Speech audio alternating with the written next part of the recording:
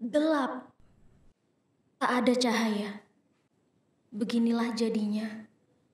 Aku tak dapat melihat dan merasakan keindahan dunia.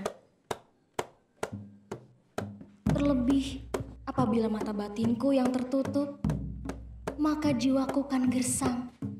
Takkan mampu ku melihat dan merasakan indahnya cahaya tauhidmu yang menyinari aneka ragam harum bunga pada taman sari ciptaanmu.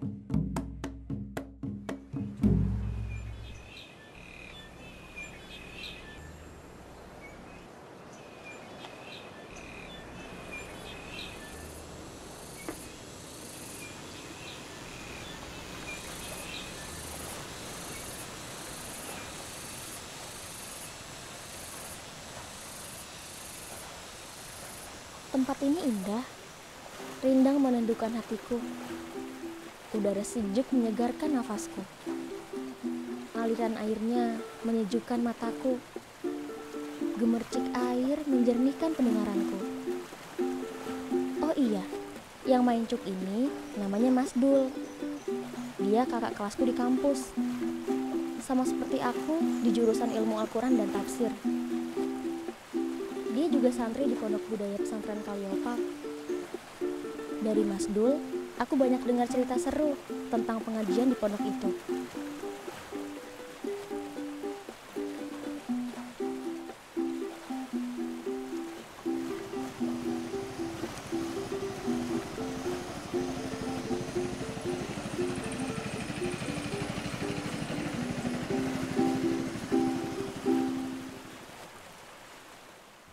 Ini nih Kaliopa, keren kan? Wih, keren banget Mas, beneran deh. Soalnya aku belum pernah lihat kayak gini sebelumnya di kota aku. Iya kan, tempatnya kota nih, Iya nggak sih. kelihatan. Oh ya Mas, tadi kan kita naik perahu. Iya. Nah itu tempatnya apa namanya? Itu namanya Watu Kapal. Watu kapal. Iya, Kok watu kapal? Kenapa? karena batunya mirip kapal, maka disebut Watu Kapal gitu. Batunya mirip kapal, aku nggak ngeh kalau batunya mirip kapal. Oh iya, kemarin kan aku bilang mau ke pesantren. Iya, Nah, kan katanya udah kesini nih pesantrennya. Mana Mas pesantrennya? itu di atas. Nanti kita naik itu di belakang bambu-bambu itu. Ini kelihatan itu atapnya itu. Oh iya sih kelihatan. Mas denger nggak? Apa? Kayak suara musik gitu. Oh iya, Itu apa, Mas? itu teman-teman pesantren lagi latihan keroncong selawat buat konten Ramadan besok. Jadi, kamu suka keroncong gak sih? Sebenarnya sih aku jarang dengerin keroncong.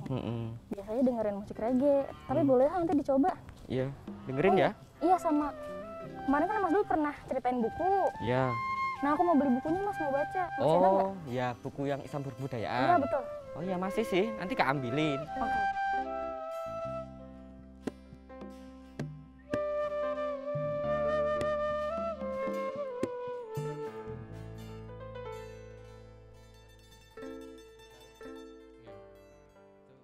Oh ya Nit, nanti aku kan juga mau ikut latihan keroncong nih.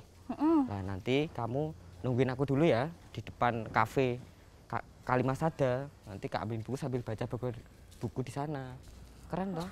Mau nggak sih? Asik tuh. Iya, sambil ngopi. Ya, Wah, makasih banyak ya Mas ya, udah Iya. nganterin aku ke sini juga. Iya. Yaudah aku tunggu di sana aja ya Mas. ya, ya.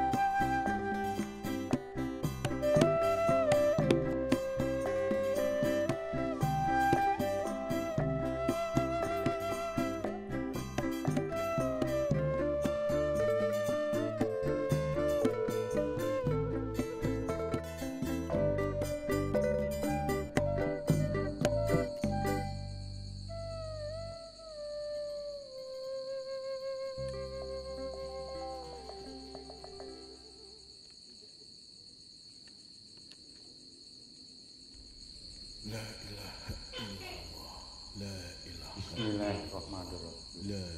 Ana gedeng rumah saing wengi teko ayu luput ing lara luput tapi lagi kabeh tim setan datan purun panelukan tanono wani miwah panggawe Allah gunane wong luput genipan temahan tirta maling adotan wani merah mami.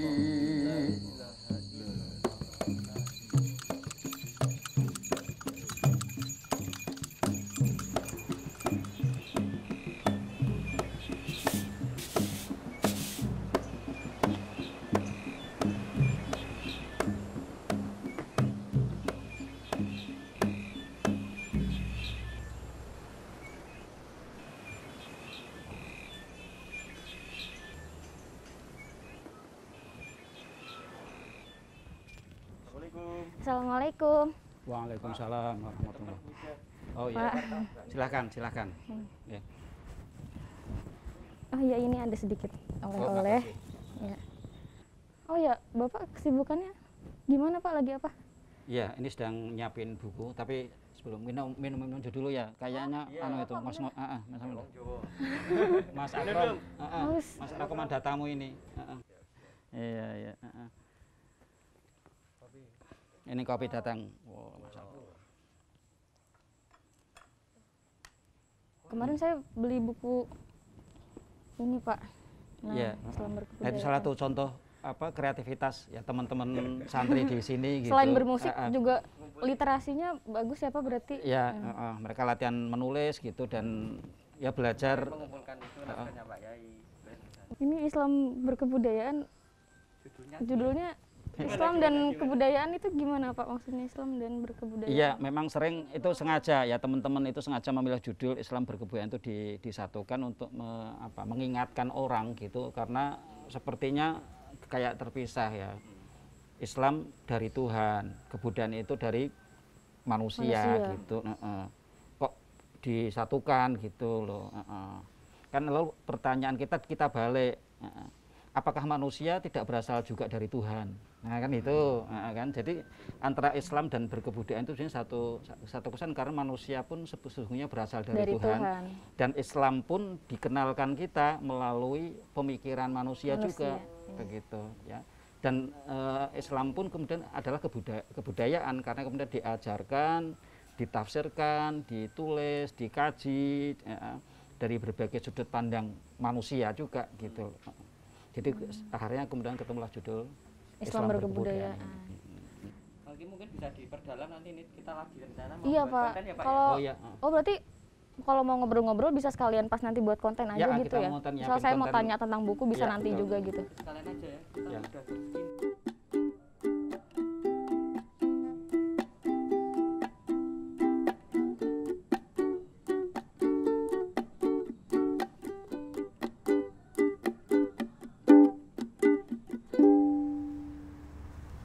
Ini kan pesantrennya di tepi sungai ya Pak, Sungai Opak. Nah, kenapa sih Pak kok Bapak mau ngambil nama pesantren ini dari nama sungai ini? Ya, jadi Sungai Opak ini sungai yang sangat historis untuk wilayah Mataram. Ya.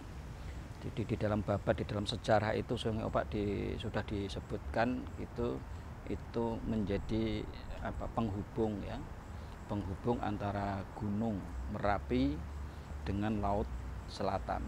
Sungai Opak itu sempat menjadi saksi ya jatuh bangunnya peradaban di wilayah Mataram dari kuno sampai sekarang ya.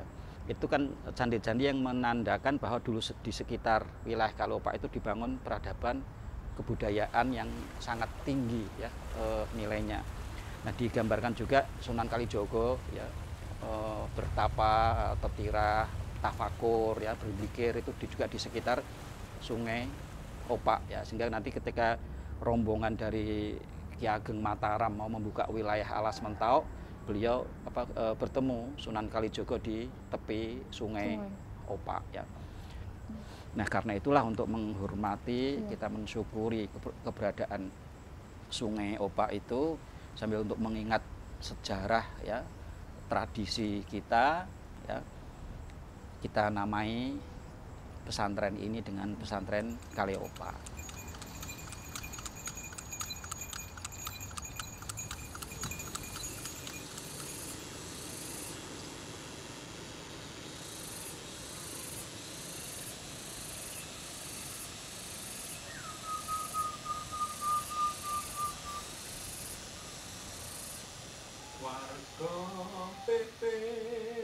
Adanya pesantren Kali Opak bagi lingkungan itu sangat banyak manfaatnya, baik anak-anak maupun orang tua, apalagi para pemudanya itu ada semangat.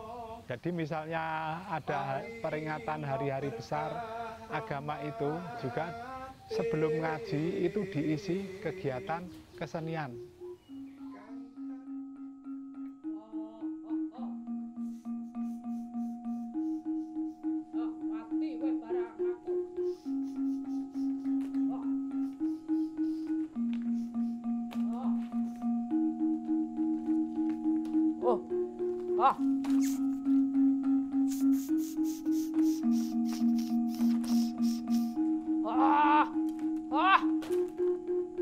Aduh, mati aku.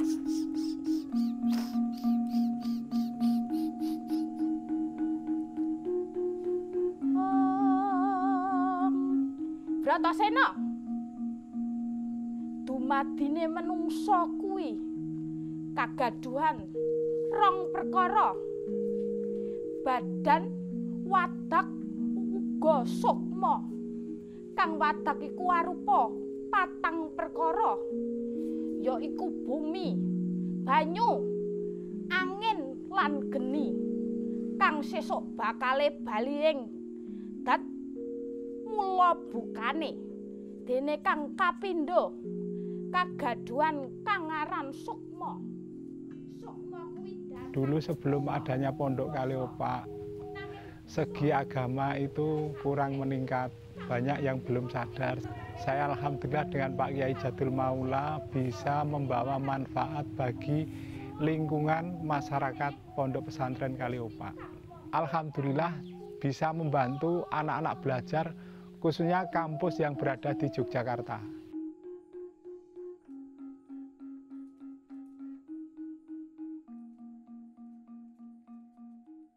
Yang mau Pak Kiai sampaikan, Bapak kan bukunya berjudul Islam Berkebudayaan.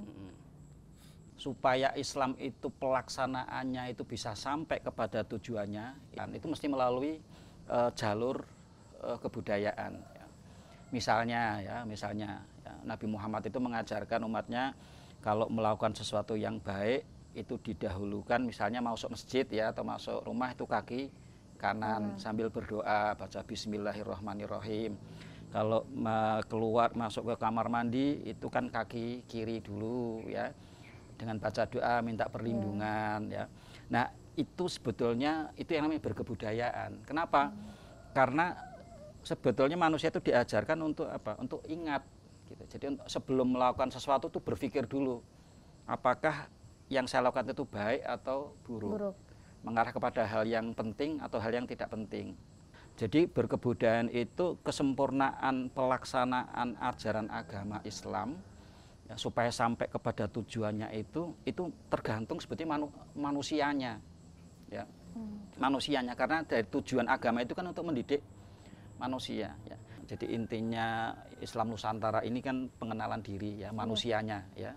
Jadi manusianya itu berbudaya, manusianya itu berwatak mulia ya.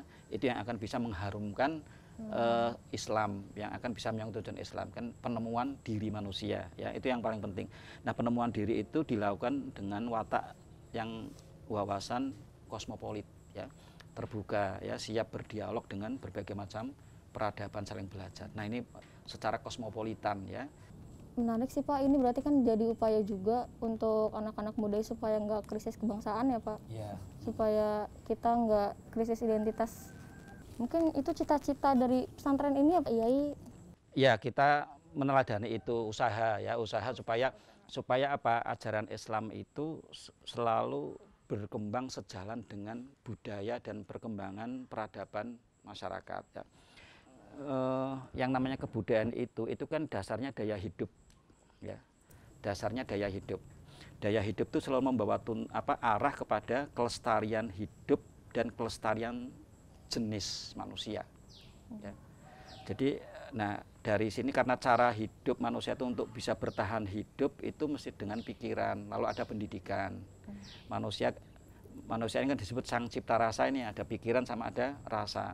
Manusia butuh keindahan, butuh satu yang mengharukan, kayak itu melalui kesenian. Nah, jadi itu tumbuh Islam itu harus jalan dengan supaya daya hidup masyarakat itu menemukan muaranya bisa berkembang. Ya. Nah, itu berkebudayaan. Ya. Kalau tidak sejalan dengan daya hidup itu bisa membunuh. Nah, karena itu nggak benar kalau ekspresi Islam kok membunuh. Ekspresi Islam kok kemudian merusak. Itu kan artinya tidak sejalan dengan budaya, tidak sejalan dengan daya hidup. Ya.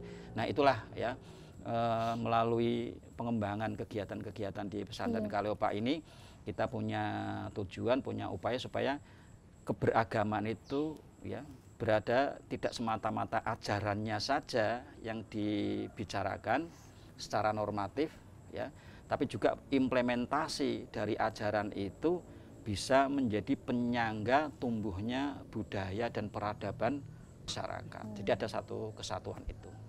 Jujur sih Pak, saya sebenarnya jauh sekali untuk mengenal kesadaran dalam berbudaya itu loh Pak. Jadi saya juga awalnya masih menganggap bahwa budaya dan Islam itu dua hal yang berbeda, awalnya seperti itu. Tapi kan tadi sudah dijelaskan juga sama Bapak, jadi ada yang tercerahkan begitu. Jadi setelah tadi dengerin Pak Kiai menjelaskan juga, saya berpikir bahwa ya tidak semestinya kita beragama secara kaku, terus tidak menjadikan hal-hal yang memang itu sebenarnya kita tidak bisa menilai salah atau benar, dan itu tidak menjadi batasan kita untuk belajar kebudayaan yang lainnya gitu.